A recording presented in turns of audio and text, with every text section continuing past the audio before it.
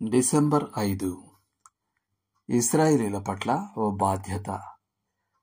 అన్యులకు ఇశ్రాయేలీయుల పట్ల బాధ్యత ఉందని, కాబట్టి వారి నూతన ఆధ్యాత్మిక స్థితిని బట్టి వారు అతిశయించకూడదని పౌలు వారిని హెచ్చరించాడు.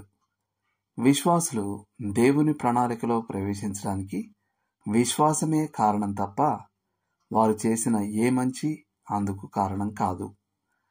పౌలు అన్యుల గురించి సమిష్టిగా చర్చించాడే తప్ప ఎవరో విశ్వాసి ఒక్కరి అనుభవం గురించి కాదు.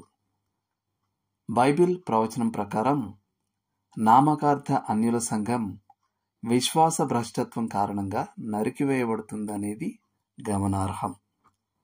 అంత్య దినాల్లో నామకార్థ సంఘం విశ్వాసం నుండి తొలగిపోతుందని తిమోతికి రాసిన మొదటి పత్రిక 4వ అధ్యాయం మరియు తిమోతికి రాసిన 2వ పత్రిక 4వ అధ్యాయంతో పాటు తెస్సలోనికైలకు రాసిన 2వ పత్రిక 2వ అధ్యాయం సూచిస్తున్నాయి. విశ్వాస భ్రష్టమైన సంఘానికి నిరీక్షణ లేదు గాని విశ్వాస భ్రష్టమైన ఇశ్రాయేలునకు నిరీక్షణ ఉంది. ఎందుకని? ఒలీవ చెట్ల వేర్ల కారణంగా. దేవుడు పితరులకు చేసిన వాగ్దానాలను నిలబెట్టుకుంటాడు, కానీ అన్యులను వారి అవిశ్వాసమును బట్టి వెరిచేస్తాడు.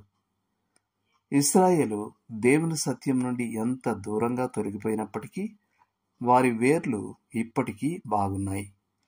దేవుడు ఇప్పుడు కూడా అబ్రహాము దేవుడు, ఇస్సాకు దేవుడు మరియు యాకోబు దేవుడు. ఆయన పితరులకు చేసిన తన వాగ్దానాలను నిలబెట్టుకుంటాడు.